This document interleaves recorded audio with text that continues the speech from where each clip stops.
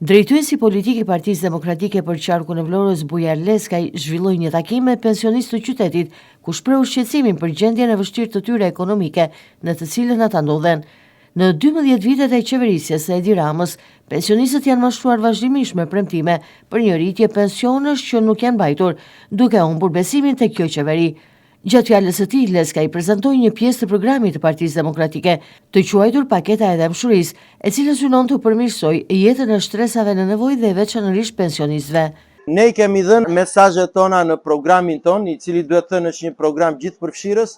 për pensionistët. E rëndësishmja kuptohet është ajo vlerë materiale që ne kemi përcaktuar, që mbasi përcaktojmë minimumin jetik 200 euro, kuptohet nuk ka pension në 200 euro, në veçanti për ata që kanë punuar në ish kooperativat bujqësore apo që kanë pensione të ulta, dhe çdo pension rritet me 20%. Kjo është e para, vlera financiare, po e dyta ka një rëndësi akoma më të madhe, se ne me kthimin e vëmendjes ndaj pensionistët në programin ton dhe fakti që e kemi theksuar që në fillimet e programit, japim një filozofi tjetër të programit dhe të asaj që ne duam të realizojmë në 4 vite qeverisje. Edhe kandidati për deputet i Partisë Demokratike Atir Doxha u ndal tek pikat e programit të Partisë Demokratike për 100 ditët e para të qeverisjes, ku pensionistët zën një pjesë kryesore në këtë program, nga përcaktimi i pensionit minimal prej 200 euro e deri tek ulja e energjisë elektrike, si dhe rimbursimi i TVSH me anën e kartës së konsumatorit. Ndalem edhe tek pjesa e uljes së çmimit të energjisë, i cili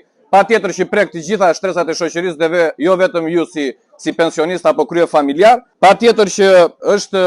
reduktimi i TVSH-s dhe e kartës së konsumatorit sa i përket pensionistëve, të cilët në fund të vitit, si kalkulim i ekspertëve të Partisë Demokratike, do të përfitojnë gati 2 pensione. 2 pensione ose rreth 450 euro, do t'ju ftoja të gjithëve, se jam i bindur që secili prej jush edhe në diaspor ka fëmijët apo të afërm të tyre, të bëjmë thirrje atyre, sepse në këto ditë atyre do të shkojnë fletat e votimit në adresat ku ata jetojnë, që të votojnë Partinë Demokratike, numrin 1, Aleancën për Shqipërinë Madhështore. Ne kemi besim të plotë se në 11 maj, pa diskutim, Partia Demokratike dhe gjithë opozita shqiptare do të jetë fituese e zgjedhjeve.